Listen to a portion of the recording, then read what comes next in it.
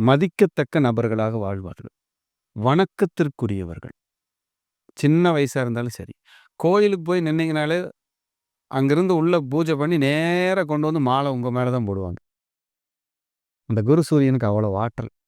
சிவராஜ யோகம். அரசனைப் போல் வாழ்வு. அரசனாகறக்கும், அரசியலில் ஜொலிப்பதற்கும், அரசாங்க அதிகாரியா இருப்பதற்கும், ஒரு வாரிய தலைவராக இருப்பதற்கும் குருவும் சூரியனும் உங்களுக்கு தேவை. குரு சூரியன் இல்லைன்னா ஒன்றும் பண்ண முடியாது.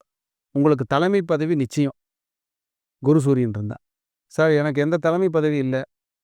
ஒரு சொந்தக்காரன் கல்யாணத்துக்கு போனா, அந்த இடத்துல ஒரு நிச்சயதார்த்தம் பேசுறாங்கன்னா, அங்கேயாவது உங்களை முன்னாடி உட்கார வச்சிருக்கும். இந்த குரு சூரியனுக்கு அவ்வளவு சக்தி. குரு சூரியனுக்கு பவர். தெய்வத்தின் நேரடி பார்வையில் இருப்பவர்கள். இவங்க கிட்ட மைனஸ்னா ஈகோ, கோபம், பிடிவாதம், தான் நான்கிற எண்ணம் இதெல்லாம் நிறைய இருக்கும். இதை குரு சூரியனோட வேலை. ஸோ இதை நம்ம நல்லதுக்கு எடுத்துக்கலாம், கெட்டது கம்மி.